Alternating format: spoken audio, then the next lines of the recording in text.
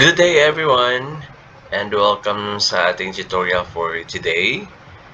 And I'll be teaching you and guiding you as well on the online registration process, especially for the new cooperative, no?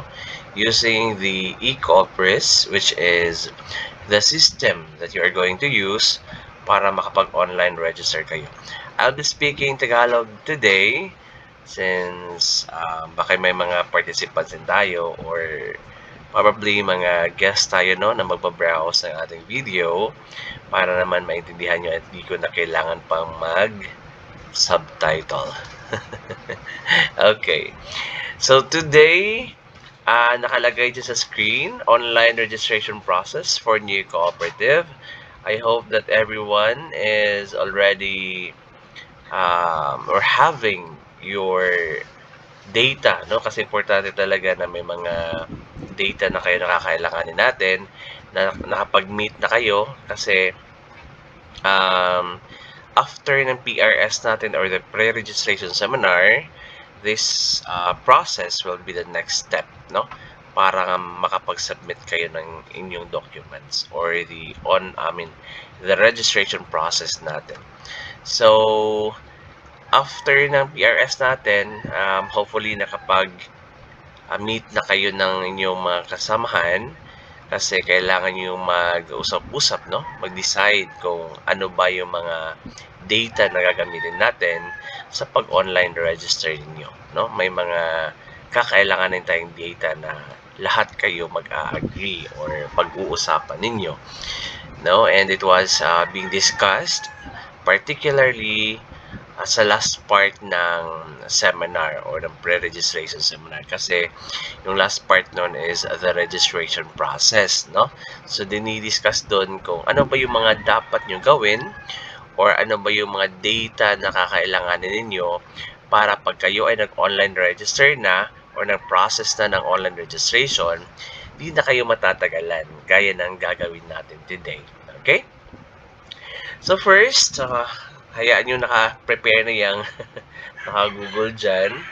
Ang gagawin nyo lang is to type www.cda.gov.ph or simply cda.gov.ph at kayo naman ay i-direct na ng inyong screen papunta sa ating website. So this is now the CDA website makikita niyo. So nakalagay dyan talaga International Day of Cooperatives, no? So kasi July or the second and every second Saturday of July, we do celebrate the International Day of Cooperatives. Yun. So soon, pag kayo ay naging kooperatiba na, we will be celebrating the same day, no? Pag kayo naging co. Ayun. And then, yun nga, type nyo lang sa browser yun yung cda.gov.ph or www.cda.gov.ph. So, yung first yung gagawin is, i-scroll down nyo yung, itong sa left, no? Itong bar sa, sa bandang right pala. Itong bar sa bandang right, no? Scroll it down, and then, makikita nyo dito yung online services. Yan. And then, i-click nyo itong cooperative registration kasi magre-register pa tayo ng inyong grupo into a cooperative. By the way, congratulations ha. Kung tapos na kayo naka-PRS. Kung kayo man ay nanonood na ng video tutorial na ito, meaning to say, you are already done with your pre-registration seminar, no? So, medyo hindi pa kayo halfway, but at least nasa second stage na kayo ng inyong registration process. So, after clicking nung online registration, so ito yung makikita ninyo, no? So, meron tayong tatlong systems dito. So, the Cooperative Assessment Information System or the CAIS, the Electronic Cooperative Registration Information System or the e-Cooperis, and the Credit Charity Fund Cooperative Information System or the CSFC-IS. So, yung gagamitin natin will be the red one. Itong Electronic Cooperative Registration Information System or simply the e-Cooperis. So, yan ha. Huwag natin kalimutan yan. So, right after maklik nyo yung i-press na button, ito yung lalabas na dialog box. However, hindi pa kayo makapag-login kasi wala pa kayong credentials o login credentials. Yung gagawin ninyo, actually pag hindi kayo maka-follow ng aking, let's say for example, ng tutorial, pwede din kayong mag-download ng manual. So, ito yun, i-click nyo yung cooperative sa baba kasi i-direct kayo niyan sa other window na pwede nyo i-download yung ating cooperative manual. Ito yun. So, yung mga guide na gagawin natin ngayon, makikita nyo rin yan dito sa manual. However, di ko lang sure kung updated itong manual kasi medyo matagal-tagal na ito. Baka may mga information or may mga areas dito na hindi na siya updated. So, mas maigi na lang din na dito na tayo sa video tutorial natin. However, if gusto nyo talaga na may mga copy kayo, pwede kayo mag-upload or mag-download rather no manual. Okay? So, again, since wala pa tayong account, what we're going to do is to click new registration. Itong link na ito, itong new registration. So, mag-open yan ng bagong window. So, ito na yon, account creation. So, mag-create na tayo ng account ninyo kasi nga wala pa kayong account sa e-Compress. So, may mga information kayo dito kailangan na i-provide. So, ano ba ito? So, first, may nakalagay dito last name. So, huwag niyo kalimutan na pag mag-create kayo ng account, the information that you are going to provide here, yung information na yun ay dun sa kung sino man yung user ng inyong account. No? So, for example, may isang member kayo dyan, kahit na sinong member nyo na medyo palagay na lang natin ng mga techie or siya yung may alam talaga sa pag-process ng online natin, no? Or marunong gumamit ng computer, especially for our cooperative, soon to be cooperative officers and members na medyo may edad na. Mga junior citizens natin, 'di ba? So, kung sino man yung mapaprocess sa inyo, so siya yung yung information niya rather yung ilalagay natin dito. So, for example, yung last name, kung sino man yung last name niya, for example, De La Cruz. So, De La Cruz ilagay nyo dyan. And then, first name niya is Juan. Let's say, for example, Juan, may nakalagay na name dyan. So, huwag niya ano dyan. May Juan, for example, then middle name niya, full middle name talaga yung gagamitin nyo. Please, huwag kayong gumamit ng middle initials lang. Dapat full middle name talaga. Kasi yun yung nire-require ng registration section natin, no? Pag nagsasubmit na kayo ng documents, no? So, again, last name, last name niya, then first name or yung given name niya, then the middle name. Full middle name, birth date niya, no, kung sino man yung mag-process natin, yung mobile number niya para alam natin kung sino yung kukontakin natin once na mag-submit na kayo ng mga documents. And dun sa email address, dito naman na banda, kailangan ng email address nyo, yun talagang official na email address ng inyong cooperative. Okay ha? So, dapat magkakaintindihan tayo kasi yung mga communication natin, official na communication natin, doon natin isi-send sa inyong official na email address. So, wag niyong gagamitin yung email address ng chairman nyo or email address ng secretary nyo or email address ng let's say, kung sino man ang magpa-process na to or any email address na makasamahan nyo, na wag nyo gamitin yon kasi personal nila na email address yon. So, kailangan nyo ng official na email address, yun talagang sa kooperatiba na talaga. Okay, again official email address ng cooperative, then type nyo lang ulit yung official na email address nyo sa confirm email address, and then yung home address. Itong home address naman is address ito no kung sino man ang magpa-process ng documents ninyo online. Okay? And for the password, gumawa kayo ng password na hindi complicated muna, ha? Para hindi kayo, kumbaga, baka makalimutan nyo, ganon.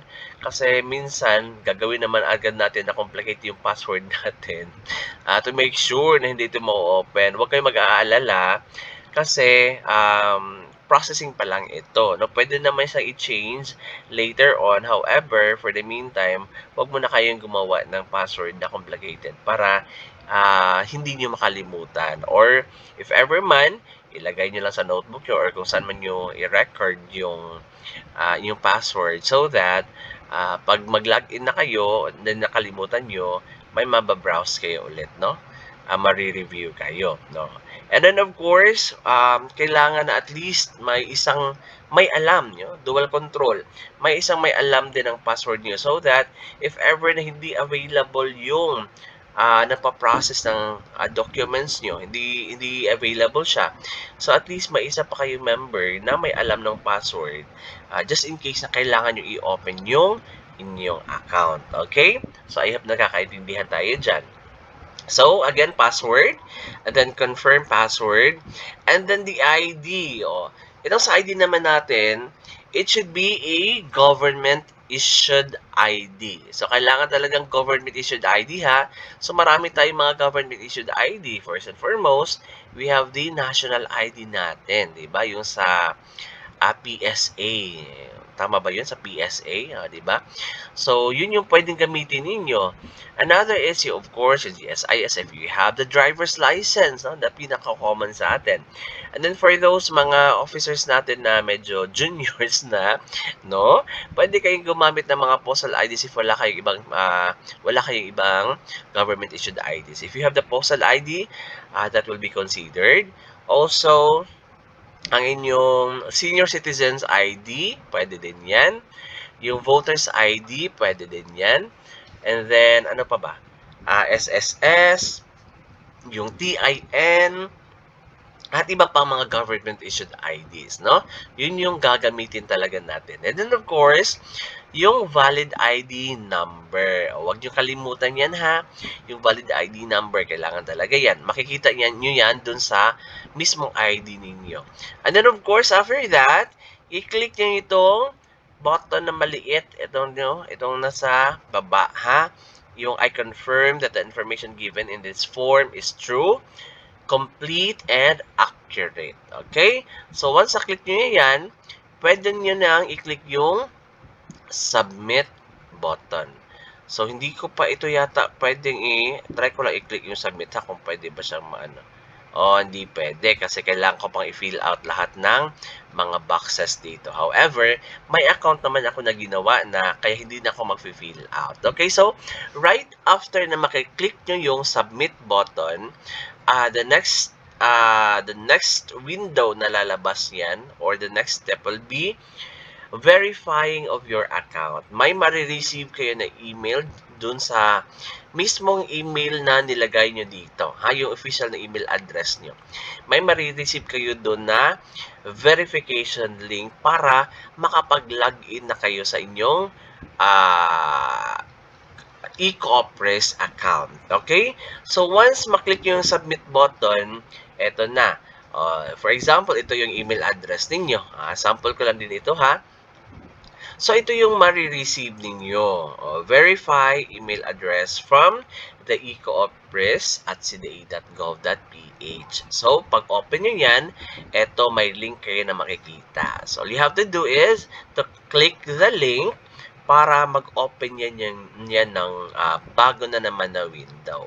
Nakalagay dyan, whoops, you already verify your account kasi tapos na nga ako naggawa ng account. This is just for your guide. However, pag bago pa lang kayo bago nyo pa lang siya or first time nyo gumawa ng account, of course, once na maklik nyo yung link, I believe yung nakalagay dyan is congratulations. Parang ganon, no? So, pwede nyo na i-click agad yung proceed na button. So, once maklik nyo yung proceed na button, ito yung lalabas na window. This one. Okay, i-close ko muna itong isa, ha? So, ito na yung lalabas na window. Kasi, balik tayo dun sa window na pwede na kayong mag-login kasi nga na-verify na nyo na yung account ninyo. Okay? So, once you already have this window and verified your account, pwede na kayo makapag-login. So, lagay nyo lang dito yung email address na ginagamit nyo and then yung password. May temporary password kayo na na ibibigay sa inyo. I don't know if meron ba dito. For a while lang ha. Oo. Basta may temporary siya na password na ibibigay. However, kung wala man, yung gamitin nyo na password is yung password na na-register ninyo. But, if may nakalagay doon sa email nyo na temporary password, yun yung i-provide nyo dito. Ha? But if wala naman, yun yung password na na-register nyo ang ilagay nyo dito. So, meron na akong login credentials dito na nakalagay.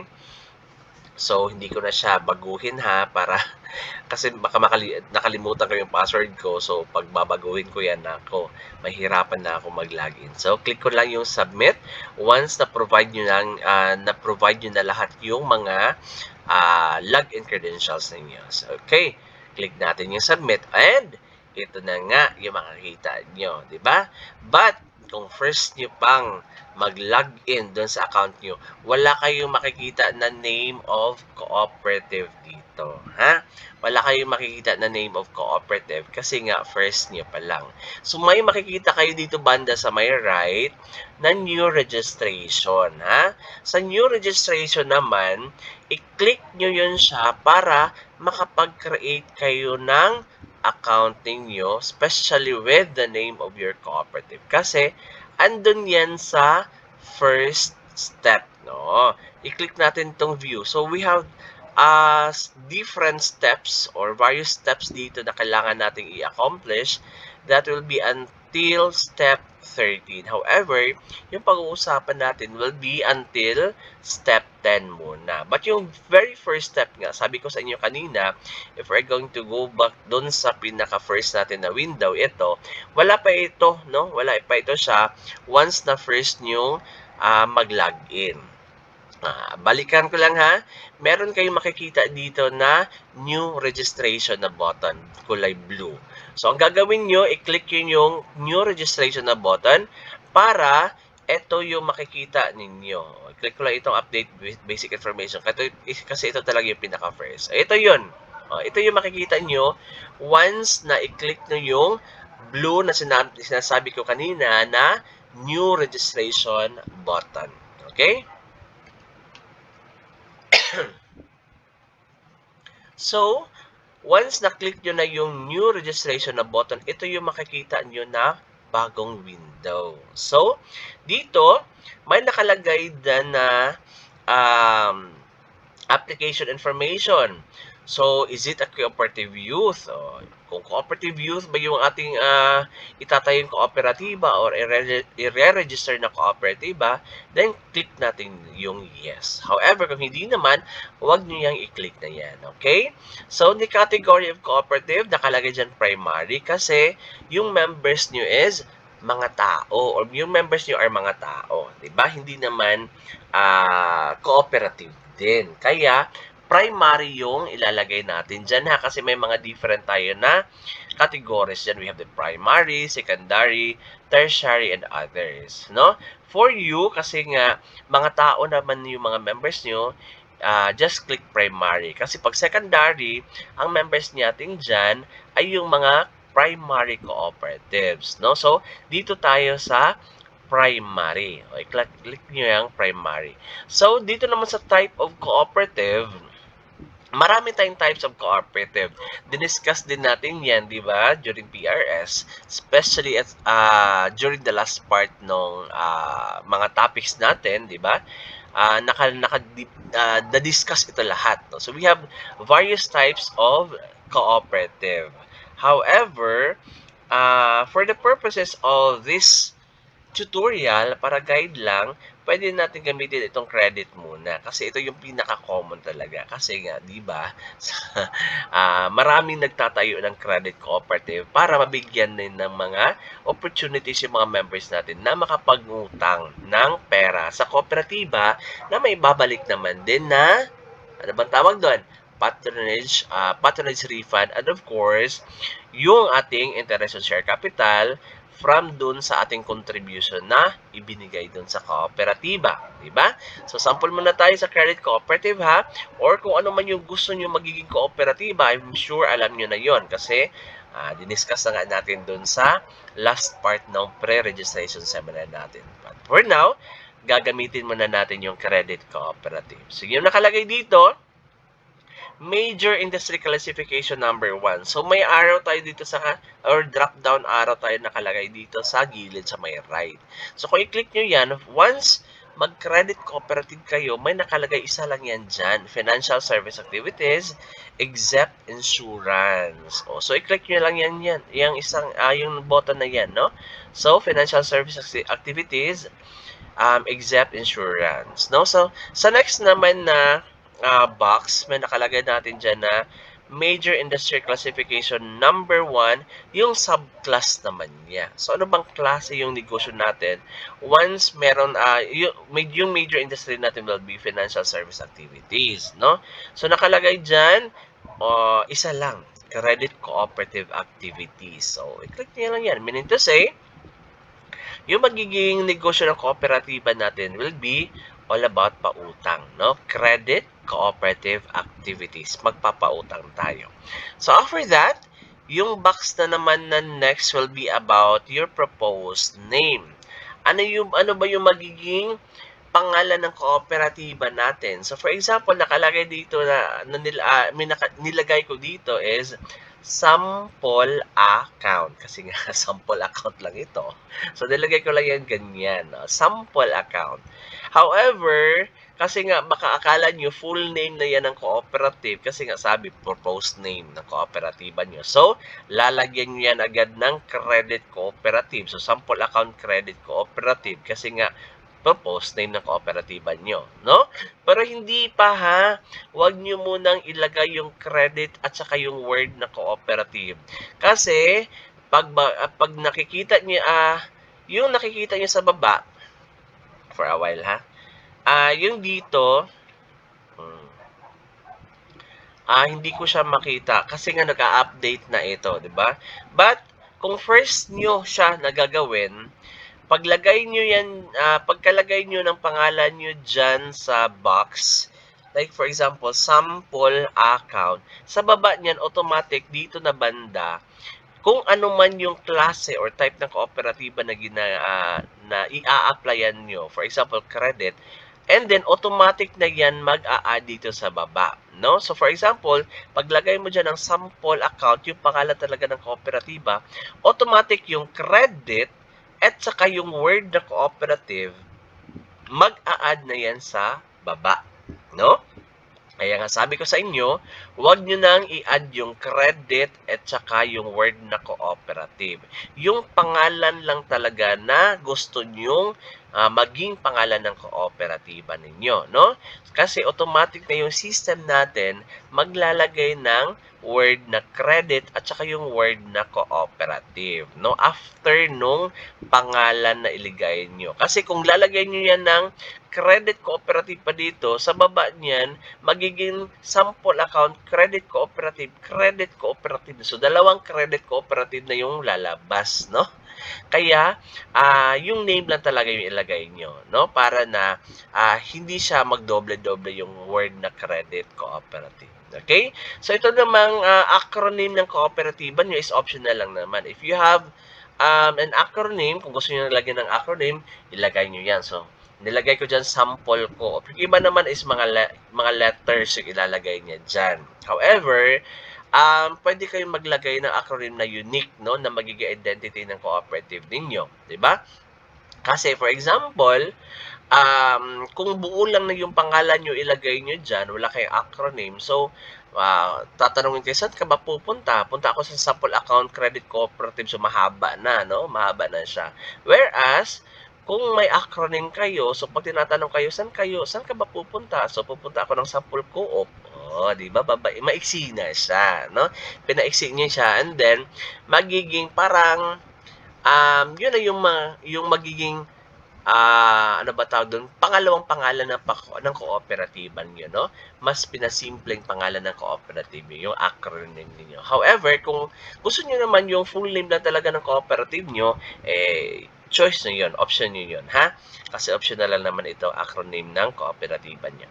Next is yung common band of membership. Di ba napag-usapan na natin sa PRS, may apat tayo na common band of memberships. Di ba? We have the residential, we have the, makikita nyo dyan sa baba, we have the associational, institutional, occupational, and the residential. No? So dito, yung sample natin is residential muna kasi nga sabi natin, ito yung pinaka-generic talaga na common band of membership wherein kahit sino pwede magiging member ng kooperatiba nyo provided na pasok siya doon sa area of operation natin. Ha? Yung area of operation naman natin is kung ano yung pipiliin nyo. Yung doon lang nanggagaling yung magiging members ng kooperatiba nyo. So dito, yung pinili naman natin is municipality or city lang. Kasi for example, first pa nga natin gumawa ng kooperatiba. So, hindi muna tayo lalabas doon sa jurisdiction natin or sa area natin, no? Baka mahirapan tayo, ma-overwhelm tayo, no? Na diretso tayo biglang lumaki gusto natin lumaki yung area of operation natin, manggagaling yung membership natin from the different parts of, let's say, the region. However, kakastart pa lang natin, di ba? So, dito muna tayo sa city or municipality. However, kung gusto niyo talaga na, let's say, regional na agad kami, sir. Di ba? Gusto namin maging regional na agad kasi gusto din namin na kumuha ng mga members from other parts of the region. Sige. So, kung gusto niyo talaga maging regional, make sure na pag nag-register kayo, dapat na may mga members kayo na existing ngayon, ha? Na yung na PRS talaga natin, yung na seminar na natin, dapat may mga members kayo from the other provinces of the region. Kasi kung gusto niyo agad na maging regional or let's say provincial, no? Tapos wala kayong miyembro doon, lahat ng members niyo andun sa city lang lahat. So, hindi kayo pwedeng mag-apply o hindi kayo na i-allow na magiging ganun kalaki yung area of operation ninyo. Kasi wala ka kayong members from let's say, other LGUs ng province or kung gusto yung regional, other parts or other provinces of the region, no? So, kung gusto niyo magiging, kung gusto niyo maging, or let's say, regional yung gusto niyong area of operation, dapat may mga members na kayo agad or existing na members niyo ngayon na from the other provinces of the region. Ha? So, I hope nakakaintindihan tayo dyan. So, for this example, municipality or city mo na gagamitin natin para simple lang, ha? And then, of course, yung proposed address ng kooperatiba. Itong address dito, it will be your proposed address ng kooperatiba. Yung kanina, ginamit natin or yung ginawa natin is yung address, yung data ng address. O, tama ba? Sinabi ko? or yung address ng in charge natin dito, no? Your compliance officer pala na yung gumagawa or yung let's say yung nag-a-access ng account natin. Yun yung kinukuha natin na information as to the address. But this one, ang proposed address natin dito will be for the cooperative, ha? Kailangan sa kooperatiba na ito. So, kung wala kayong house or lot number or block number, wag nyo lang lagyan dyan ng NA or tanggalin nyo lang NA dyan. Diba? And then, street number, kung meron kayo. And then, region, automatic na yan kung saang region, kung di pa pala. May kailangan ilagay yung region dyan.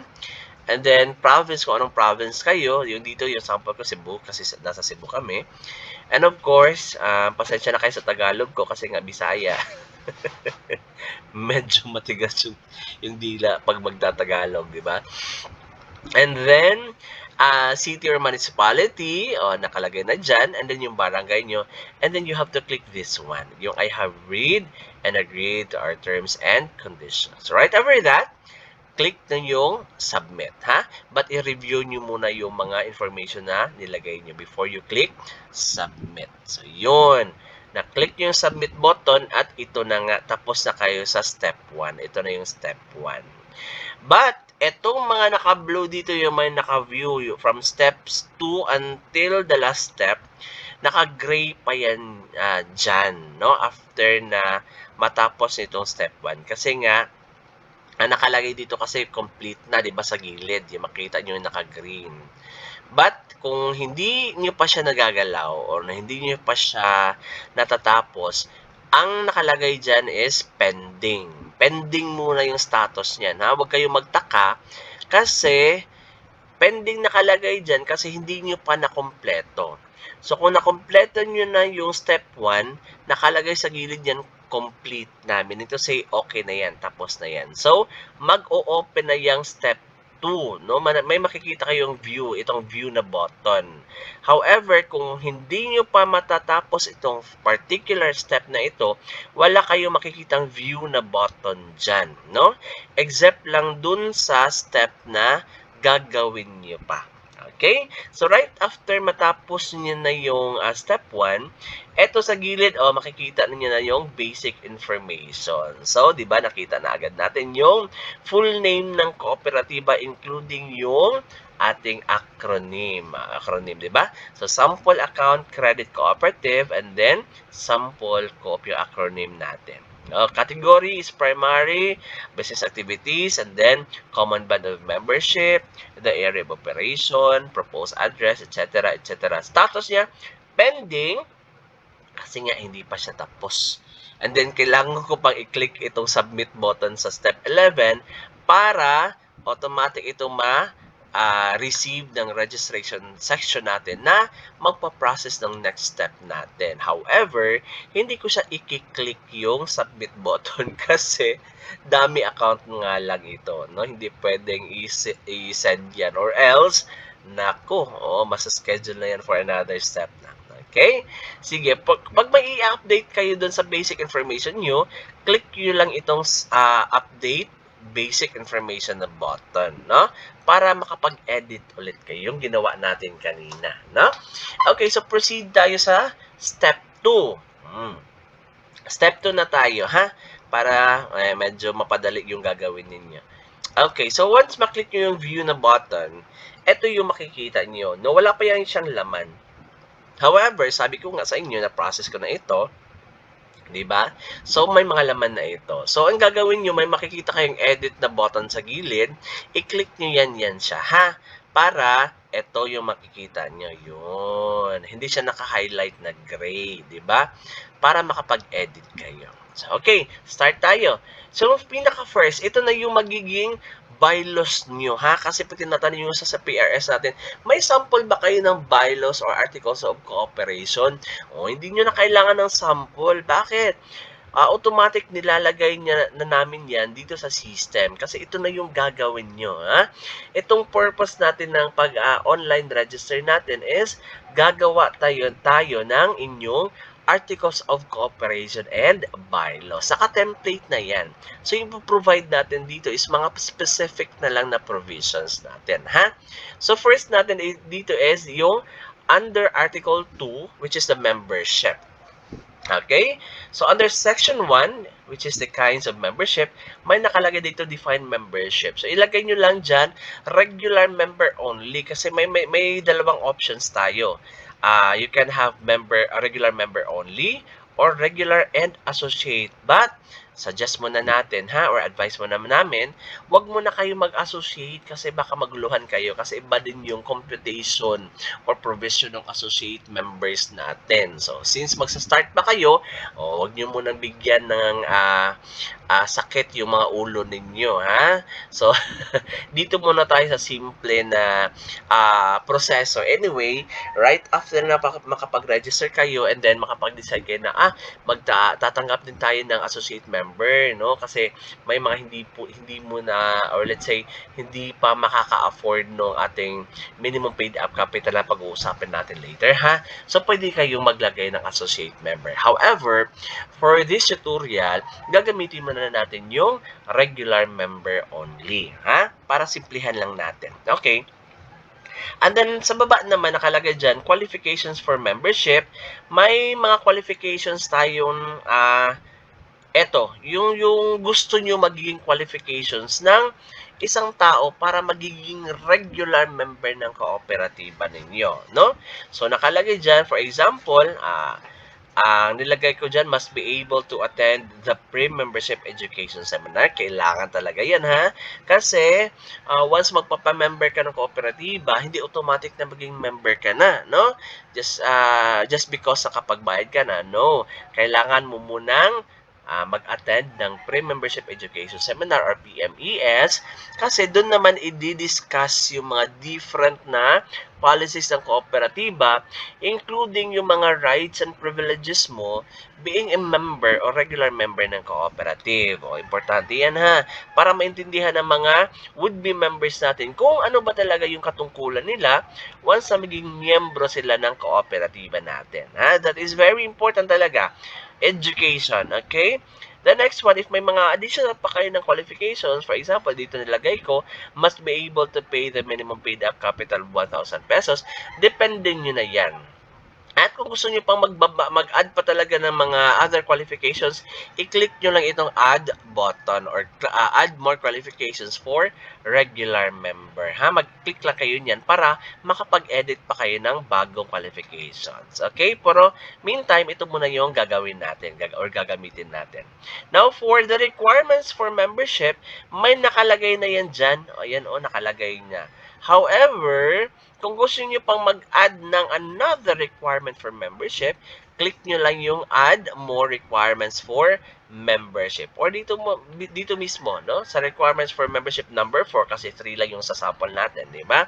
Or sa template natin. So maglagay kayo dyan, mag-add kayo kung may gusto nyo pang or may gusto pa kayong idagdag, no, na requirements for membership. And then, for application for membership, under section 4, may nakalagay dyan, di ba? An applicant for membership shall file a duly accomplished form of the board of directors who shall act upon the application within, ilang days ba siya dapat? Yung nilagay natin dyan is 30 days. Para naman, may enough time yung board of directors natin na for the next meeting, di ba?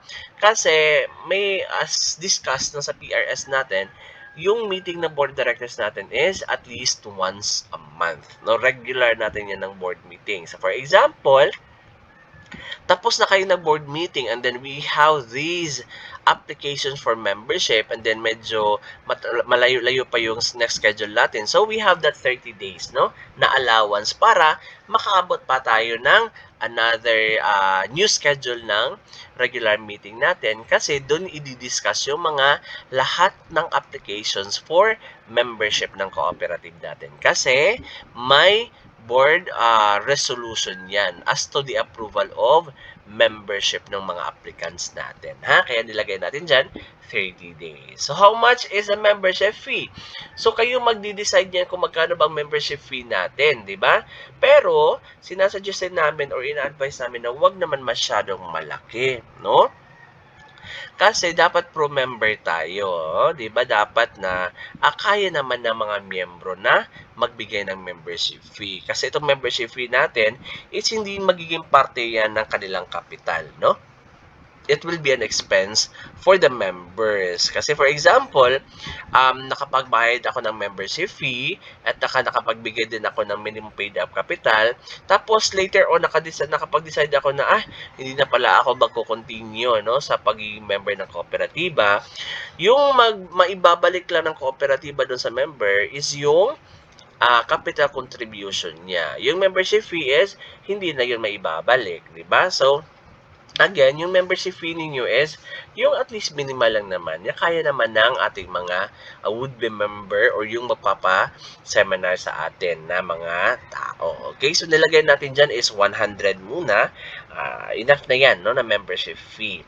Then, ano pa ba yung lalagyan natin? Ito, sa baba, itong members entitled to vote. So, kung may lalagay pa kayo dyan, idagdag, for example, must be a member in good standing, o ilagay nyo dyan, meaning to say, nag-a-avail siya ng mga nag-a-avail siya ng mga produkto ng kooperatiba, hindi siya isang delinquent member. So, yun yung mga qualifications natin para maging isang member in good standard or MIGS, no? MIGS, yeah. So, pwede nyo ilagay dyan. However, kung wala naman, wala kayong ibang, let's say, qualifications, no?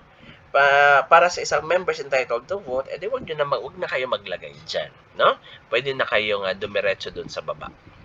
So, sa section 4 naman, sa regular General Assembly meeting, ito very important ito ha, kasi this will be the only day or date na mag-conduct kayo ng General Assembly ninyo. And then yung General Assembly ninyo, it will be conducted within 90 days from the close of every fiscal or calendar year, di ba? So, mag-close man tayo ng December 31 in every prior year, di ba? So, mag-count tayo niyan 90 days, so January, February, March. So, dapat i-conduct na yung General Assembly niyo up to March lang, no? So, January, mostly processing yan ng mga documents, mga renewal ng registration, permits, ganon. February naman, preparation ng mga reports, ganon. So, dito na talaga, yung parang, let's say, mas okay talaga na date or na month na mag-conduct tayo ng General Assembly natin will be March, the month of March. So, lagay nyo dyan, yung nasa sample natin is 3rd Saturday of March. So, kung ito yung nakalagay sa document niyo or sa bylaws niyo, then every 3rd Saturday of March lang kayo talaga pwede na mag-conduct ng inyong General Assembly. So, let's for example, 20th of March or every 15th of March, depende nyo na yan kung date ang ilagay nyo dyan or day or araw, di ba? Depende nyo na yan or depende na yan sa inyo. Basta, kung ano nakalagay dyan, that will be the only day or date na mag-conduct kayo ng inyong General Assembly. However, let's say for example, yung araw na yun, di ba? Na timing siya na Holy Week siya. 'Di ba? Kasi Holy Week naman natin, minsan nasa March, minsan nasa April. So let's say for example, andun siya sa Holy Week, 'di ba? So yung gagawin niyo naman is magpaalam lang kayo sa CDA, magpadala kayo ng letter na kailangan niyo i-move prior or after no nakalagay na date niyo doon sa bylaws, no? Yung gagawin niyo na General Assembly para alam namin din, 'di ba? So that once nag-inspect kami sa inyo na yung kooperatiba and then nakalagay doon na, uy, bakit hindi ito yung official date nyo ng General Assembly, nagkanda kayo ng GA. So, lagay nyo dyan, nag-ask kami ng approval from CDA na gagawin namin yan prior or after ng specific date na nilagay namin doon sa bylaws kasi nga for that particular reason or kung ano man yung reason na nakalagay nyo doon sa request niya. Okay? Then, how many percent of the members are entitled to vote to constitute a quorum? Ang nilagay nyo dyan, pag sa quorum natin, 50 plus 1 muna. Hindi mo na kayo gagamit ng 20, ano ba nakalagay iba dito? We have, yan, marami pa na 25%, etc. Huwag mo na kayong gumamit ng 25% kasi kung maliit pala yung membership nyo, tapos gawin nyo yung 25% lang na quorum para makapag-GA kayo, naku, maliit, konti lang pala yung number ng a-attend doon, no? Diba? So, at least 50% plus 1. Meaning to say, kalahati nung total number ng members nyo plus isa. O, magdagdag kayo ng isa para makapag-conduct kayo ng inyong General Assembly. But later on, pag marami na kayong members, pwede niyo gawin yung 25%, no? Basta marami na kayong members. But kung maliit pala yung members niyo or konti pa lang, gawin niyo muna 50% plus 1. Anyway, kung ano mang nakalagay dito sa documents niyo, pwede niyo naman yan siya na i-amend. Pwede kayong mag-amend dyan. Okay, next. Dun sa disqualification sa mga board of directors natin as to their absences, di ba? Ilan bang absences dapat ma-disqualified yung board of directors? So, nilagay natin dyan, for example, 3 consecutive absences. Meaning to say, absent siya ng, for example, absent siya ng January, absent siya ng February, and then absent naman siya ng March, consecutive 3 months talaga siya nag-absent, then, ano na yun, ground for disqualification na yun siya. Di ba? For example, absent siya naman ng January, nag-absent siya ng February, but March, sa March naman nag-attend siya ng meeting, April nag-absent naman siya. So hindi siya considered as a ground for disqualification kasi hindi siya 3 consecutive absences, di ba? Nag-attend man siya ng March, no? But kung absent siya ng March, then it will be a ground for disqualification. So ilang percentage ba 'yon? So 25% kasi nga 3 divided by 12. Tama ba ako? So, medyo bobo ako sa math. So, kayo na mag-compute. So, 25% na nakalagay dyan. Election of directors. How many years the directors hold office before the new election of directors? Lagay nyo lang dyan 2 years. Meaning to say, may 2 years kayo na term na uupo bilang officer ng cooperative ninyo bago kayo na mag-elect ng bago na official ng kooperatiba. Okay? So, sa continuous capital build-up naman natin, at least how much a member should invest monthly. So, ilan ba or magkano ba yung i-invest nyo monthly sa kooperatiba? Sa akin naman, sample lang itong 100. At least 100. Meaning to say, minimum nyo yung 100, no? Kasi parang yan naman siguro talaga yung afford natin na kayang ibigay doon sa kooperatiba. Huwag kayong mag-alala kasi yung 100 na yan, hindi yan mawawala. No? Capital build-up nakalagay natin dyan, meaning to say, for example, naglagay kayo dyan ng 1,000 no? Sa initial paid-up capital nyo, 1,000 kasi 1,000 yung sample natin doon sa taas, diba? Na initial paid-up capital ninyo. So, for example, 1,000, and then, sa following month naman, nagbigay kayo ng 100. So, yung 100 nyo, madadagdag yan dun sa 1,000 nyo. So, magiging 1,100 na yung contribution nyo sa kooperatiba. So, hindi siya nawawala, ha? Nadadagdag lang yan siya dun sa capital nyo na ininvest sa cooperative. Okay? And then, percentage of every member's annual interest on share capital and patronage refund should be invested. Napag-usapan na natin yan, ha? Kung ano yung interest on share capital. Yung sa common term natin, di ba? Yung interest on share capital, sa other na mga business organizations like corporation, tinatawag natin yung dividend. Makukuha natin yan out from our investment. Doon sa investment natin or yung share capital natin. At yung patronage refund naman natin is parang cashback yan natin sa kooperatiba. Na pag nag-patronize tayo ng mga services ng cooperative, then mabibigyan tayo ng parang cashback. Patronage refund yan, ha?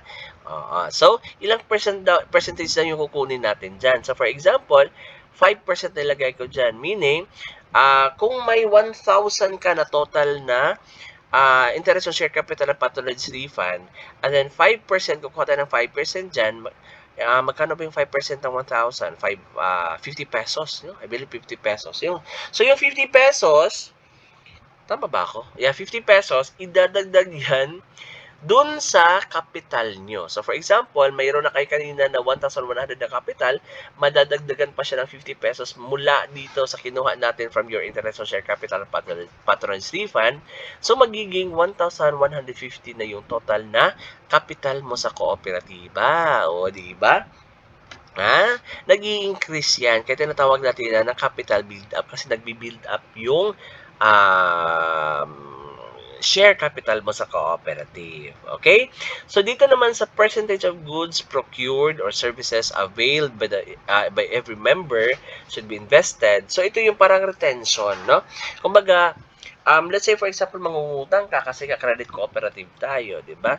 So, pag nangutang ka ng, let's say, 10,000, so nakalagay dyan, may 2% daw. So, magkano ba yung 2% sa 10,000? 2% is like 200. I-correct nyo na lang ako pag mali ako, ha? So, 200. Let's say 200. So, yung 200 nyo, idadagdag na naman yan siya dun sa capital niyo uli, di ba? So kung uutang kayo ng 10,000, kukuhanan yan or i-deduct natin yan yung 2% na nilagay natin dyan. So ngayon, nasabi ko 200. So yung 200 na diniduct natin, hindi yan mawawala. Again, dinadagdag yan dun sa inyong capital, no? Para tumubo yung capital ulit ninyo. Okay? So I hope na magigets nyo lang, ha? And then sa sample lang yung mga percentage yan. Anyway, kayo yung magde-decide kung ilang percent pa yung ilalagay nyo. Basta wag naman masyadong mataas, wag din masyadong mababa. Okay? So, the next is the allocation and distribution of the net surplus. So, dito, nagdi-discuss na yan natin dyan, ha. Sa third topic yan, yung allocation and distribution of net surplus. Diniscuss na natin yan during PRS. So, nilagay natin nan automatic na lang yung naka-template natin, di ba? So, magkano ba yung education training fund natin? 10% nilagay natin dyan based sa discussion natin. Sa reserve fund naman is 10%. And then, sa community development fund is 3% sa template natin. And then, sa optional fund natin is 7% na may total na 30%. So, yan na lang. Sample na lang natin yan, ha, para mapadali tayo. Okay? So, doon naman sa amendments, may nakalagay niya na diretso may voting rights na yan. So, wag nyo na lang yung galawin yan kasi yan na talaga automatic na yan dyan na nakalagay. So, sa amendment naman kasi, meaning to say, ilang members na member nyo, ilang percentage ba ng members nyo na with voting rights ang pwede i-consider natin para ma-approve yung amendment ninyo. Yung amendment natin, ha, in case na may babaguhin kayo sa mga documents ninyo or sa, dito sa mga nakalagay, no, natin dito may babaguhin natin kayo dyan once na na-register na kayo tapos makakapag-decide kayo na may dadagdag pa pala tayo or may babaguhin tayo, may kukunin tayo. Then, kailangan kayo ng at least 2/3 votes ng members with voting rights para ma-approve yung amendment nyo. Kasi ipipresent nyo pa yung amendment nyo doon sa inyong General Assembly. Okay? So once tapos na yan, tapos nyo na ma-accomplish ito, click nyo yung submit button. Okay, so sampulan natin yung maklik yung submit button, ha. So, once maklik yung submit button, ito na yun. Nakalagay dyan, successfully updated or saved na nakalagay dyan. Ito naka-green sa taas, ha. Meaning to say, okay na ito na step. So, go back ka. Click mo yung go back na button and then makikita mo na agad yung view na button for the next step. Pero itong mga view sa baba, dapat wala pa ito, ha. Basta hindi ka patapos dun sa current na step na gagawin mo pa. But dito makikita mo na kasi nga sabi ko, tapos ko nang gawin ito lahat, no? For tutorial lang naman kasi ito. So for example, dito na tayo sa step 3. Tapos na kasi tayo sa step 2, di ba? So sa step 3 na tayo. So, pag open mo ng step 3, this will be about capitalization naman. So, ano bang may nakalagay dito? So, dito ka na magsiset ng inyong magkano ba yung authorized share capital ninyo. So, para hindi kayo mahirapan, so yung gagawin nyo dyan is, di ba, yung minimum natin na paid up capital or yung contribution natin sa kooperatiba para ma-register tayo to a cooperative is kailangan diba natin ng minimum na 15,000.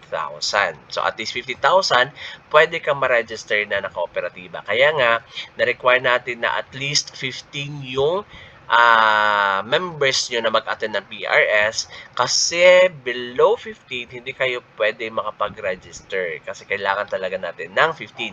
Minimum number natin yan, no, ng members niyo para makapag-register kayo ng yung cooperative. So, let's say for example, 15 kayo. Para makakuha kayo ng makapag-register kayo, kailangan nyo ng 15,000. So, magkano ba yung inyong i-contribute? So, let's say, 1,000 bawat isa, no? Para aabot kayo ng 15,000. So, let's say, for example, 1,000 bawat isa, i-contribute nyo, times 15, so meron kayong 15,000. I-multiply nyo yan siya ng 4 or by 4, no? So, i-multiply nyo siya ng 4 or by 4 para makakuha kayo ng inyong subscribed share capital. Kasi yung subscribed share capital nyo naman is 25% of your authorized share capital. So, since 25% naman siya ng inyong authorized share capital, meaning yung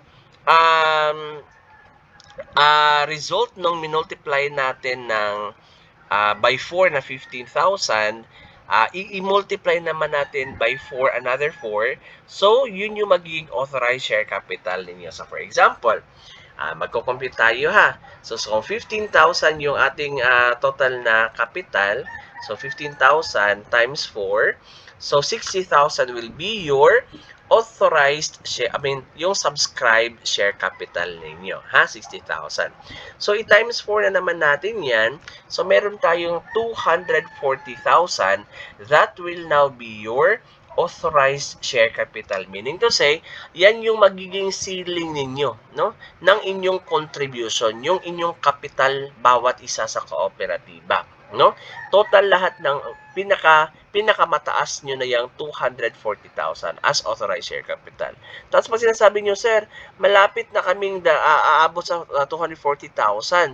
So yung gagawin nyo, mag-a-amend kayo ng inyong Articles of Cooperation and Bylaws para mag-increase kayo ng inyong authorized share capital, no? Yun. Kasi nga 'di ba, napag-usapan natin during seminar na may 10% tayo na limitation bawat isa sa ating contribution sa kooperatiba, no? Hindi pwede na lalampas tayo doon sa 10%. So for example, medyo malalaki na yung ating nako-contribute, so malapit na tayo na umabot doon sa ating authorized share capital. So sabi ko kanina, mag-amend na kayo ng inyong Articles of Cooperation and Bylaws para ma-increase nyo na yung inyong authorized share capital. Okay, so sa dito, sa sample natin, 15 na members, so dapat regular members lahat. And then yung authorized share capital nyo sa base sa computation natin is 240,000. So par value niya, magkano ba yung par value nito? Say, magkano yung halaga bawat share, no? So may minimum tayo dyan na 100 pesos per share yung value niya. And then maximum of 1,000. Pero wag yung gawing 1,000 ha, kasi malaki yun, no?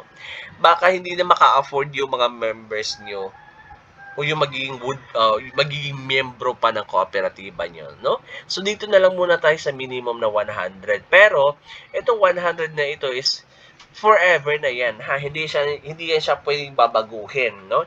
Ito yung isang provision ng kooperatiba, ng ating Articles of Cooperation na hindi pwedeng mabago, no? Forever na yung ating nakalagay dyan kung magkano man yung par value niyo dyan, no? So, for example, 100 ang par value niya, and then, yung common share natin dyan, actually, pag mag-i-edit ka dito, i-edit mo ito, may makikita kayo mga suggestion dyan sa baba na naka-red. So, ifa-follow nyo na lang yan yung kung magkano yung sinasuggest niya para hindi kayo maguguluhan. So, common share niya is, ilang share ba siya lahat? Yung sa common share niya, 2,400. And then, sabi ko kanina, yung authorized share capital nyo na 240,000, 25% nun is your subscribed share capital. So, 60,000, no? Kasi 240,000 divided by 4 is 60,000. No? Yan nakalagay dyan. So, automatic naman doon sa gilid, nagko-compute na yan. So, wag nyo nang alalahanin ito, di ba? So, amount of common share, automatic may malalagay yan dyan. And then, total amount of paid up capital, of course, di ba? 25% naman itong 25% ng ating total amount of subscribed share capital will be your total amount of paid up capital, which is 15,000. 15,000, diba? Kasi ito yung babayaran natin ngayon para ma-register tayo ng kooperatiba. Kailangang bayarin. So, paano ba natin nakuha yan? So, for example, dito naman tayo sa minimum number of subscribed share capital. Meaning to say, yung bawat isa natin magsasubscribe, ilan ba yung isa-subscribe natin pinaka-minimum, di ba? Base doon sa subscribed share capital natin. So, itong 600, i-divide lang natin yan ng ilang member kayo, then makakakuha tayo ng minimum na subscribe share. So, itong 40 ang result niyan. So, sa amount naman ng paid up share natin, itong total number of paid up capital, itong 150, i-divide nyo lang yan sa 2 ilang member kayo, and then ito yung magiging result niya. So, 150 divided by 15 is 10. Diba? Meaning to say, yung 10, i-multiply natin yan ng 100 na par value dito. So, meron tayong kailangang bayaran na 1,000, no? Kasi ito yung minimum paid up capital natin galing dun sa minimum number of paid up share na 10, 'di ba? Kasi naman 'di ba sabi natin 100 ang halaga ng per share niya or yung par value niya. So, 100 times 10 is 1,000. Kaya, magbibigay tayo ng 1,000 para mabuo natin yung 15,000 na kakailangan natin para ma-register yung kooperatiba natin. Diba? Kasi nga, 15 yung lahat ng members natin. So, kung okay naman lahat, wala nang problema, and then, you click the submit button. Ay, hindi ko siya makita. Diba? Itong blue na ito sa baba, submit button yan. So, pag okay na lahat, click mo yung submit button, and then, successfully updated. You are good to go. Okay? So, balik tayo dun sa dashboard natin. So, let's say tapos na tayo ng step 3, okay na tayo. Then, proceed na tayo sa step 4 kasi nakikita na natin yung view button ng step 4. Then, makikita natin dito, completed na yan lahat. No? Naka-green na yan. So, sa step 4 naman, nakalagay dyan, list of cooperators. So, once na-click nyo yung step 4, ito yung makikita natin dito. Ito yung listahan natin ng lahat ng miyembro ng ating kooperatiba, yung 15 natin na cooperative members. Nakalagay dyan, showing 1 to 10 of 15 entries. Meaning to say, 15 yung lahat ng nilagay ko dito. May nakalagay, lahat ng mga pangalan dyan, hindi totoo yan ha, mga samples lang yan. Sample sa mga names lang yan para ma-proceed ko talaga yung lahat ng steps, no? So, ano bang mga information yung nakalagay diyan? So, i-click ko na lang itong view ha kasi or let's say edit na lang siguro. O, ito yung makikita nyo once mag-add kayo ng mga members ninyo isa-isa, ha? So, for example, yung position niya is treasurer. By the way, pag naglagay kayo dyan, may mga positions tayo na available dito sa position, sa position na box. So, we have the chairperson, the vice chairperson, board of director, treasurer, secretary, and then member. So, sa chairperson, maglagay kayo ng isa lang. Sa vice chairperson, yung isang member nyo rin na ilalagay nyo siya as vice chairperson. Sa board of directors, 3 silang lahat, no? Kasi nga, minimum of 5 muna yung gagawin natin na board of directors natin, then isa din na treasurer, and then isa na secretary, and then lahat ng members nyo, no, na wala ng posisyon, member ang ilagay nyo ha, dyan sa position, kasi baka magbalik-balik yan, hindi yan siya pwede, hindi yan tatanggapin. So again, ibabalik ko lang, isa na chairperson, isa na vice chairperson, 3 na board of directors, isang treasurer, isang secretary, and the rest, member na ang ilagay nyo yan dyan. So, sa sample na ito, treasurer siya ang position niya. Ano yung type of membership niya? Regular, of course. Yung full name niya, ha? Talagang full name niya. For example, Baling yung family name niya. Yung first name niya is Shera. Yung middle name niya naman is Lim. Meaning to say, full middle name talaga yung nakalagay yan. Nakalagay sa baba, middle name, hindi middle initial, ha? And then dito naman sa number of subscribe share, 'di ba kanina sa computation natin, 'di ba 40 yung nakalagay. So dapat 40 yung nakalagay dito, ha? And then sa number of paid up share, at least 10 shares ang ilagay niyo diyan, ha? May nakalagay diyan sa taas. So instruction niya diyan, guide niyo 'yan, ha? Guide niyo 'yan siya sa taas para hindi kayo maguluhan. Okay? O hindi kayo ma-confused.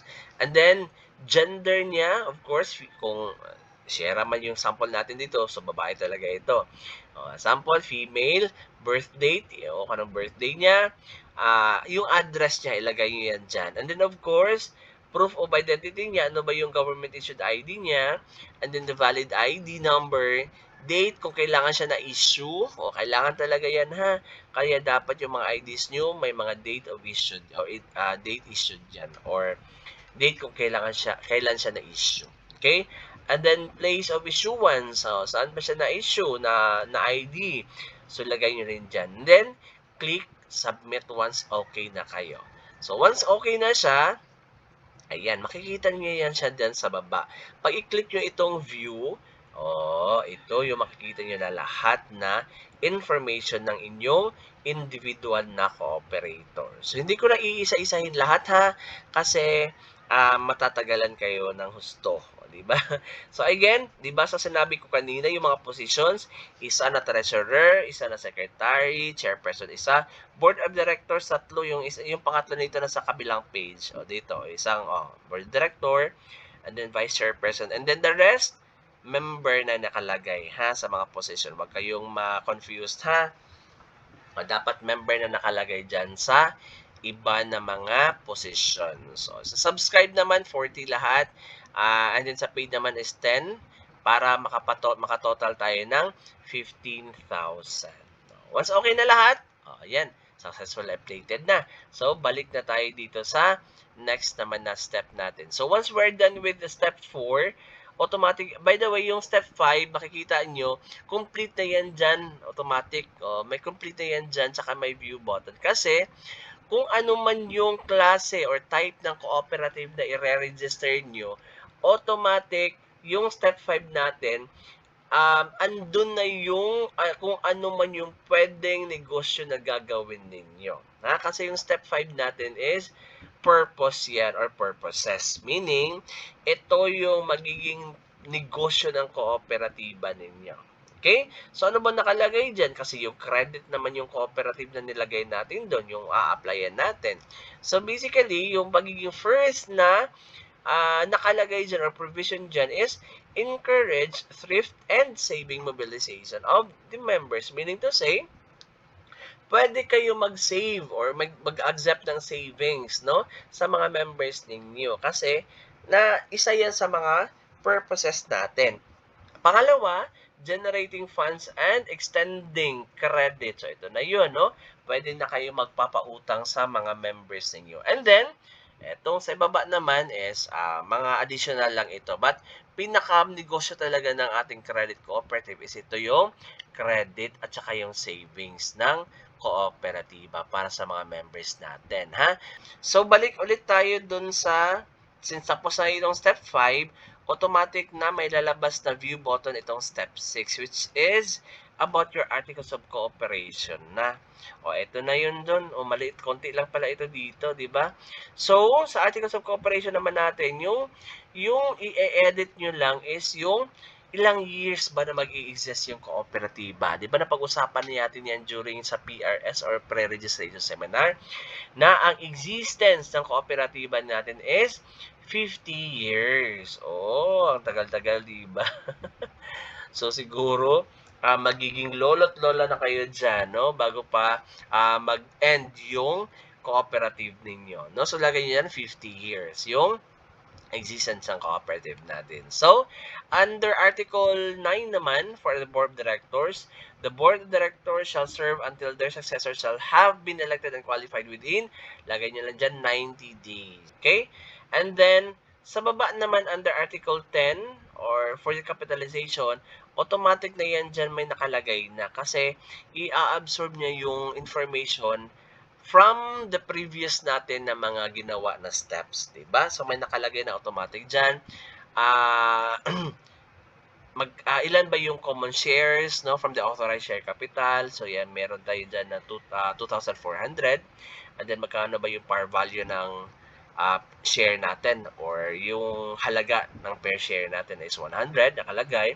And of course, magkano yung ating authorized share capital, which is 240,000 based dun sa ating computation. Okay? So, once you're done, click mo lang yung submit button. And then, you are good to go. No? Proceed tayo sa next step, which is step 7. Malapit-lapit na tayo, ha? Madali lang, di ba? Hindi siya complicated gawin. Kaya nyo lang gawin ito ng isang araw. Pagkatapos yung ganitong tutorial, pwede na kayong gumawa agad, di ba? So, sa step 7 naman, sabi ko sa inyo, kailangan na ready na yung mga information na kakailanganin ninyo. Kasi para dire-diretso lang yung pagtrabaho ninyo sa inyong mga documents. Okay? So, dito sa step 7 naman, once na-click mo yung view, ito naman yung step na maglalagay tayo ng inyong mga committees. So dito, 'di ba, 15 lang yung members natin, no? So, ang gagawin natin kasi hindi pwede na pabalik-balik yung mga members or a duplication of duties natin, 'di ba? So, yung gagawin natin diyan, instead na 'di ba base sa seminar natin na bawat committee tatlo yung ating members dapat doon or officers. So since na ano pa man kayo, first niyo pa mag-register o magpapa-register pa naman kayo and then kulang pa yung members natin dyan, isa-isa muna yung ilalagay natin dyan bawat committee. Ha? Isa munang member natin na wala pang posisyon or wala pang na-assign na position. By the way, lahat ng mga officers natin dito, interim positions pa lang yan, or mga interim officers pa lang yan, hindi pala positions but the officers mismo, interim pa lang yan. Kasi, mag-conduct tayo ng ating official na election right after or within 90 days, no? After na ma-register yung kooperatiba natin. So, for example, by the end of this month, ma-register lang yung cooperative nyo. So, within 90 days, right after ng registration, mag-conduct kayo ng special General Assembly ninyo for the purpose of election sa inyong official na mga officers na kooperatiba ninyo. So, meantime, since mag-process pa man tayo ng inyong registration, interim officers muna natin yan dyan. Mag-a-appoint muna tayo or mag-conduct kayo ng simple na election ninyo, no? Para meron kayo mga mailagay na mga pangalan or mga officers ninyo. Isa-isa muna na officer ang ilagay natin dyan kasi kukulangan yung 15 na members natin. So, sa audit committee, lagay muna natin dyan isang tao. Check natin tong edit. So ito yung mga information na kakailanganin niya, name of cooperator. Ito yung mga tao na wala pang position ha, dapat hindi ito bumalik mula dun sa nilagay natin na list of cooperators kanina. I mean yung mga officers natin kanina. And then name of committee niya, of course audit committee, position, member, type of membership, regular, gender, kung anong gender niya, and then birth date and postal address. And then click submit. So, once okay na yan, ito na yung makikita ninyo dito. Ha? Nakalagay na yan dyan. So, yung mga ating mga mandatory talaga na mga positions are the audit committee, the education committee, education training committee, election committee, the ethics committee, the gender and development committee, and the mediation and conciliation committee. Itong credit committee natin is part ng other committees. Bakit tayo naglagay ng credit committee dyan? Kasi yung business ng kooperatibang ito is credit. Kaya naglalagay tayo dyan ng credit committee. Okay? Huwag kayong ma-confused ha. And then of course, additional lang information, sa gender and development committee natin, isa sa mga member ng ating board of directors, di ba meron tayong 5 na board of directors, isa si chairman, si vice chairman, and then yung 3 na board of directors. So, isa dun sa 3 na board of directors natin, automatic siya yung ilagay natin dyan sa Gender and Development Committee or sa GAD Committee natin. Ha?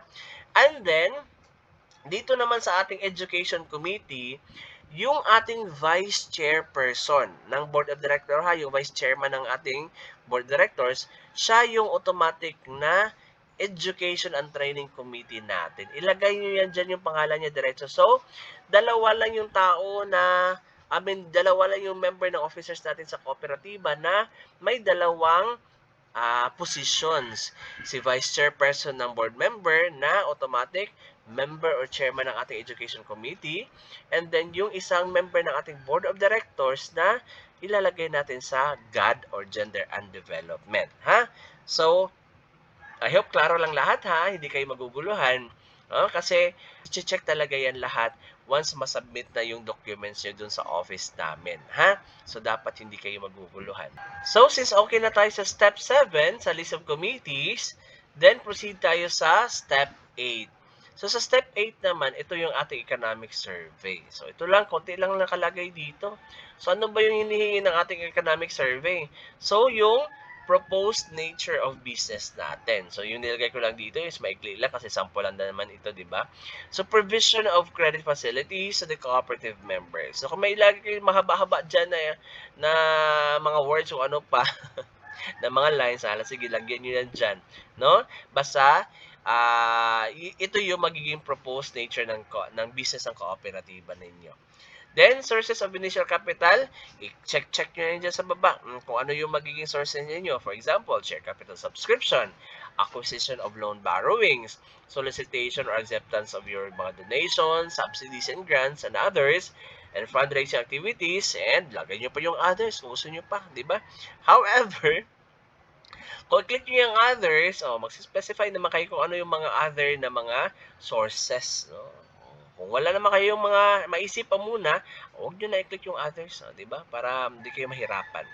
And then, yung organizational structure nyo, automatic yan siya, makikita nyo once nasa step 10 na kayo, ha? But for example, hindi pa kayo tapos sa step 8, hindi nyo muna makikita yan. So, i-click nyo na itong submit button para matapos na tayo sa step 8. So, eto na yun. Di ba? So, click natin itong go back na button para proceed naman tayo sa next step naman, which is the step 9. Sa step 9 naman natin, pag i-click natin yung view button, eto na yun, yung makikita natin. This will now be the list of staff ninyo. Ito na magiging staff natin. So, dapat meron tayong isang manager, isang bookkeeper, importante yan. Yung cashier naman natin, if kukulangin talaga dahil ng tao, yung treasurer natin, pwedeng gawin muna natin na cashier. However, pag may mga iba na tayong mga members sa kooperatiba, dapat iba na yung cashier at saka iba yung treasurer. Kasi si cashier naman is part siya ng management staff. However, si treasurer is officer yan siya talaga, no? Part ng mga officers yan. But, for the meantime, nawala muna tayong konti lang yung tao natin. So, your treasurer can be your cashier at the same time. And then, of course, your collector. Kasi credit cooperative nga tayo, diba? So, meron tayong dapat na collector dyan. So, ito yung mga tao na wala pang posisyon dun sa 15 na mga members ninyo, no? So, lagay nyo lang dyan. So, for example, dito tayo sa manager. Manager tayo. So, ano bang information mga hinihingi natin dyan? So, position, manager, full name ng manager ninyo, si Ranilo Jamarichan. And then, appointment niya, pwedeng part-time, depende na sa inyo yan. Pwedeng nakalagay dyan, merong permanent, merong contractual, full-time, or part-time. So, depende na sa inyo kung ano ba yung status ng appointment niya. No? And then, yung kanyang postal address. Ano ba yung postal address niya? Lagay niyo yan dyan. And then, yung gender, the birth date, minimum education or experience or training na kailangan niyo or kumbaga yung qualification niya para maging manager siya. Lagay niyo yan dyan. And then, yung kanyang monthly compensation. So, nilagay lang natin dito, sample lang siya for the purposes of registration lang talaga. But, sa inyo na first, bago pa lang, mag-start pa lang kayo ng cooperative, huwag muna kayong talagang mag-implement ng sahod, ha? Kasi di pa kakayanin ng kooperatiba natin yan, especially pag hindi pa kayo nakapag-start ng inyong negosyo, di ba? So, huwag muna kayong mag-implement ng sahod. Voluntary muna tayo, ha? Kasi nga, magsa-start pa lang tayo ng business natin, okay? But, pag kaya na ng kooperatiba natin na magbigay ng sahod, and then, pwede na kayong bigay ng sahod para sa inyong mga staff or employees ng cooperative. So, let's say tapos na kayo dito, click niyo yung submit button, and then, okay na itong level na ito or yung steps na ito, no? The same thing lang yung gagawin niyo sa inyong other na mga staff. So, we have bookkeeper, and then the collector, and then yung cashier ninyo. So, maglalagay kayo ng mga monthly compensation ninyo dyan, ha? But, ito nga is, kumbaga, nilalagay muna lang natin ng mga figures. However, in reality, sabi ko nga sa inyo, Since magsa-start pa naman kayo na magnegosyo, wag muna tayo manghingi ng sahod kasi 15,000 na, imagine na 15,000 na yung capital natin. Tapos, ito yung mga sahod natin ay nakukulangin yung pera nyo, di ba? So, voluntary muna tayo once mag-start pa tayo ng ating negosyo sa kooperatiba. So, let's say tapos na kayo dito, click nyo again yung go back na button para dito na tayo sa ating last step. Yehey! Nasa step 10 na tayo. O, diba? Dali-dali lang. Madali lang talaga siya, diba? So, dito na sa step 10, yan na. O, diba? Sa step 10 naman natin, makikita na natin dito yung mga documents na ginawa natin. Wow! O, may view na yung nakalagay dyan. O, diba? So, let's say, i-view natin yung bylaws kasi excited tayo. Tingnan na natin yung bylaws natin. So, i-view natin yung bylaws. Di ba? So, ito na yung magiging itsura ng bylaws ninyo. Yan, may nakalagay na pangalan ng kooperatiba ninyo. Sample account credit cooperative. Yan na. Tingnan nyo na lang yan dyan ha. Hindi ko na iisa-isahin yan. Di ba? Kung gusto nyo basahin, sige, basahin nyo yan. But dito, hindi ko na yung basahin lahat kasi aabutin tayo ng samsyam. Okay, so i-close ko muna ito. So kung gusto niyo naman tingnan yung articles of cooperation ninyo, i-view nyo yan dyan. Sige, i-view nyo. Para makita nyo kung ano yung articles of cooperation nyo. Ayan, nakalagay dyan, sample account credit cooperative yung pangalan. And then of course, eto na yung mga purposes na nasabi ko kanina, di ba? Nakalagay na yan dyan. And then, ano pa ba? Yung lahat ng mga provisions na nilagay natin dyan, yung mga pangalan ninyo, ayan ha. Kung ikaw man ay part ng inyong original cooperators, lahat ng mga pangalan niyo dyan, nakalagay na yan forever, no? So, kahit na mawala man kayo sa kooperatiba, papalitan na kayo as officer ng cooperative, still yung pangalan niyo mananatili yan dyan sa inyong document forever, no? Habang buhay na yan dyan, nakalagay dyan. Okay? So, ito na yung magiging, yan, di ba? Yung articles of cooperation niyo, yung sample niyo yan, ha? Okay, so, ito yung treasurer's affidavit ninyo. Kung i-view nyo yan, nakalagay yan dyan yung authorized share capital, yung amount nakalagay yan dyan, no? Of course, itong ating treasurer's affidavit kasi may nakalagay dyan na notary public. Kailangan na ipanonotarize natin yan, ha? Dapat notarize itong ating treasurer's affidavit na document. Huwag nyo kalimutan, ha? At isa pa sa mga document natin na kailangan na notarize, ibabalik ko lang itong ating articles of cooperation. Dapat na notarize din ito. Ito sa pinaka-last talaga na part ng ating articles of cooperation, may nakalagay dyan na, and again, notary public. Meaning to say, kailangan siyang notarize. And, bawat page ng inyong articles of cooperation, dapat nakapirma yung lahat ng members ninyo. Bawat page talaga. Ito lang ating articles of cooperation lang ang may pirma na sa gilid, sa lahat ng gilid ng pages ng inyong articles of cooperation. The rest, hindi na. Sa articles of cooperation lang lahat talaga. Okay? But, yung dalawang document natin na inonotarize are the articles of cooperation at yung inyong treasurer's affidavit. Okay? So, sa economic survey, pag i-click nyo itong economic survey, ito na yung makikita ninyo. Diba? Andito na yung inyong organizational structure. Dito na. Diba? Sabi ko kanina, hindi siya makikita dun sa steps. But, dito na sa step 10, once ma-view nyo na yung inyong buong economic survey. Nakalagay dyan yung organizational structure. Of course, general membership, or the General Assembly, and then the Audit Committee, Board Directors, Selection Committee, and the rest. Ito na yun siya. Okay? So, ito naman dito sa ating Surety Bond of Accountable Officers. Of course, before kayo makapag-proceed, kailangan yung kumuha ng surety bond para sa inyong accountable officers. So, sino ba yung mga accountable officers natin? So, yung mga accountable officers natin are yung si treasurer at saka si chairman. Kasi sila yung mga piperma ng, especially yung mga cheque, kung meron man tayong cheque, and other documents ng kooperatiba. So, dapat bonded talaga, insured sila, no? So, mayroon sila dapat na surety bond. So, Kung kukuha man kayo ng surety bond, pwede kayong kumuha dun sa ating mga insurance cooperative. However, kung wala namang insurance cooperative na available dyan sa inyong mga areas, pwede naman kayong kumuha ng surety bond sa mga private na insurance na providers. But, you have to make sure na yung ibibigay nila sa inyo is surety bond talaga, ha? Hindi fidelity bond. Kasi yung i-accept namin talaga sa opisina is yung surety bond, not the fidelity bond. May magsasubmit kasi na ibang kooperatiba na fidelity bond, but hindi namin talaga siya tinatanggap. Again ha, surety bond yung i-request nyo sa kanila, but para hindi ka mahirapan na, sige, kumuha na lang kayo automatic dun sa ating mga insurance cooperative, no? Para hindi kayo mahirapan talaga. And once you already have the insurance, the policy, no?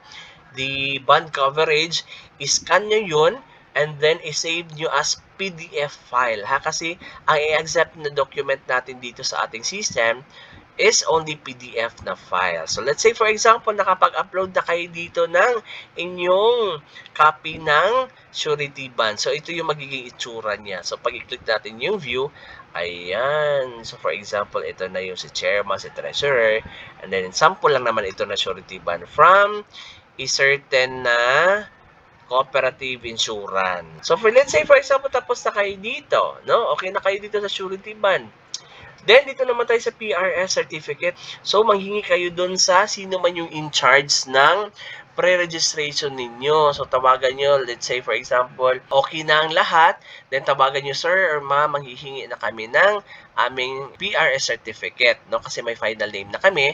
And then, we're already sa step 10 na mag-a-upload na kami ng aming certificate or yung aming PRS certificate. So, let's say, for example, meron na kayo na PR certificate, no? I-upload nyo yan siya dito, and then after uploading, ayan, makikita nyo yan siya dyan, i-click nyo yun, and then once andito na siya na-uploaded na, then once na-view nyo, ito yung magiging itsura niya.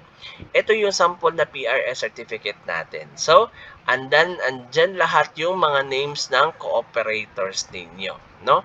Andyan lahat ng mga names of cooperators nyo.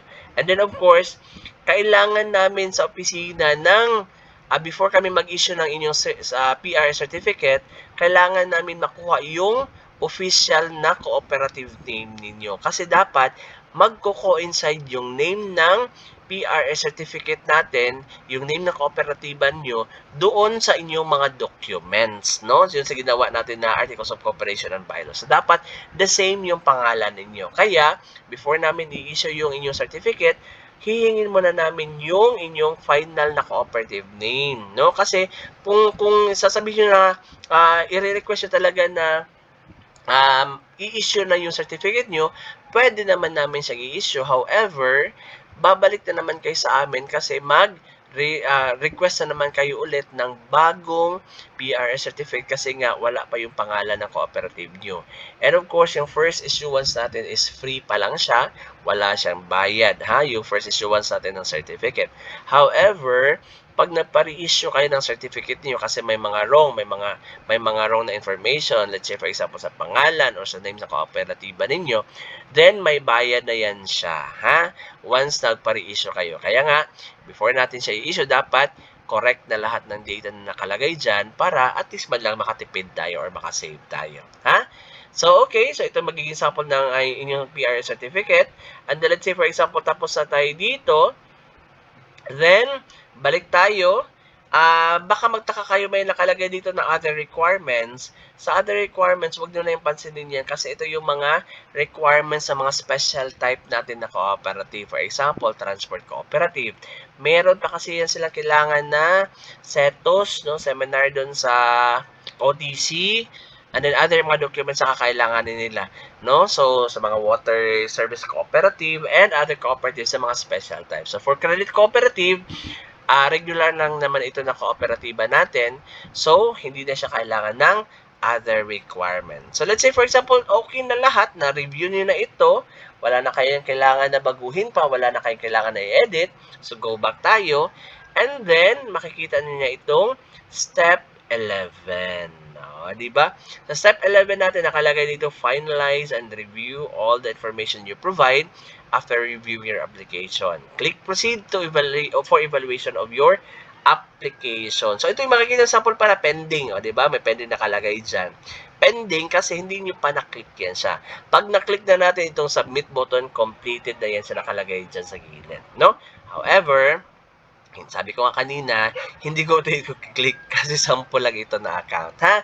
But if tapos na kayo dito sa lahat ng information na kinakailangan dito, so, click na yung submit button, ha? Para makaproceed na kayo agad sa next step, which is, ito, masasubmitted na ito sa opisina namin sa registration section.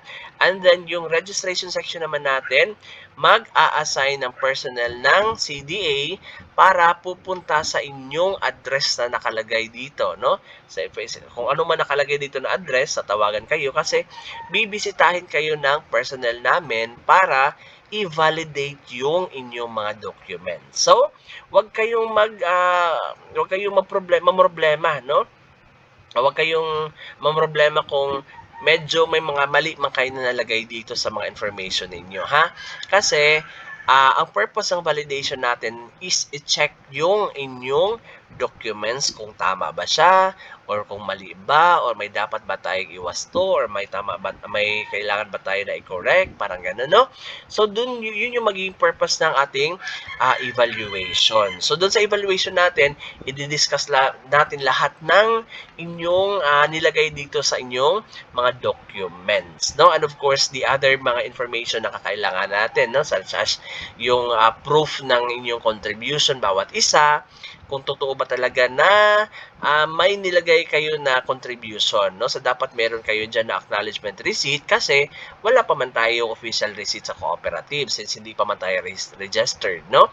So, kailangan muna natin na ma-register muna para makapag-apply sa BIR ng resibo, no? So, meantime na wala pa, acknowledgement receipt muna yung ibibigay ninyo. Tsaka, huwag nyo kalimutan yung logbook. Dapat may logbook tayo, ha? And other na mga documents na kakailanganan natin or hahanapin ng yung assigned personnel natin na magva-validate ng document ninyo. Kaya huwag kayong mag-alala kung medyo hindi kayo sure sa mga nalagay nyo na document na data dyan kasi i-check natin yan during validation, no? So, na okay na lahat ng mga tawag dito, yung process natin, okay na lahat, and then mag-submit na kayo ng documents ninyo, pwede na kayong mag-submit sa opisina or maka-receive kayo ng email na pwede na kayong magbayad, ipiprint niyo itong mga document ninyo in 4 sets. So, original lahat, ha? Walang photocopy lahat. Except doon sa mga IDs nyo na kailangan i-photocopy bawat isa. O, i-photocopy nyo yan. So, aside doon sa mga documents na kailangan i-photocopy, the rest dapat original na. By the way, yung IDs nyo na gagamitin, kung anong information nakalagay doon sa ID, dapat yun din yung information na lalabas doon sa PRS certificate at doon sa mga documents ninyo, ha? Huwag nyo kalimutan yan, ha? Dapat parehas talaga lahat yan. Kasi pag may mga spelling dyan na mali, ay nako, talagang babalik na naman kayo kasi magpapa-edit. And then, mas lalong tatagal lang yung registration process niyo. So, again, check nyo, ha? Let's say, for example, may mga member tayo na dalaga, bagong kasal, no? Bagong nakapag-asawa lang, di ba? So, dinala niya na yung family name ng asawa niyang lalaki, di ba? Pero, wala pa siyang ID na gamit na yung family name ng asawa niya. So, dito sa document natin, huwag niyo munang gagamitin yung apelyido ng asawa niya kasi nga wala pa siyang ID. So, kung ano man yung ID na meron siyang available siya, yun niya muna yung information na gagamitin niya, no? So, sa ID niya is yung ID niya, yung apelyido na sa pagkadalaga pa niya, so yun muna yung information na gagamitin niya. Wag muna yung family name ng asawa niya kasi dapat talaga nagko-coincide yung information niya dun sa certificate and then sa documents natin. So, huwag niyo kalimutan yan ha. Very important yan. And then, of course, baka pagkakita niyo dito sa step 10, makikita niyo na lahat ng documents. So, ay, mapiprint na ako nito. Piprint na namin lahat yan. Magpiprint na kami ng 4 sets. Magpapanotaryo na kami. No, wag muna ha. Kasi sabi ko nga sa inyo, mag-schedule pa tayo ng validation. Ano sa validation nyo? I-check pa natin yan ng mga documents ninyo. Magwe-waste na kayo ng mga resources nyo, pati pera, kasi mapanonotaryo na kayo. Hindi pa pala yan final, di ba? Doon na kayo mag-print saka magpanotaryo once final na yung document nyo na maka-receive na kayo ng email na ready to print na or parang authorized to print na kayo. Meaning, doon, sige, mapaprint na kayo ng inyong mga documents and then panotaryo na kayo. Di ba? Kasi final na yun siya. Meaning, okay na lahat. Okay? So, huwag niyo kalimutan yan ha, para hindi kayo madedelay doon sa registration process niyo, tsaka hindi kayo magpabalik-balik, no? Tsaka di kayo makapagdagdag gastos, no, sa inyong mga documents, ha? So, again, kung may mga pangkatanungan kayo, pwede kayong tumawag sa mga opisina namin para ma-assist kayo. Lahat naman kami pwede makapag-assist sa inyo, no? So, sige, salamat sa panunood. I hope na nakatulong itong video na ginawa ko. And then, I hope na lahat din ng mga information dito ay nakuha nyo naman, pwede nyo naman balikan yung video pag hindi nyo nakuha lahat, no? And then, madali lang talaga siyang gawin. Like, isang araw or kalahating araw lang, matatapos na kayo, provided na meron kayo or available na lahat ng data na kakailangan ninyo, ha? Okay, so magkikita-kita tayo once nagiging kooperatiba na kayo, and welcome to the family of the cooperative movement, no? So magkikita tayo sa lahat ng activities natin. Salamat sa panonood and bye-bye for now. Ingat palagi and then God bless everyone.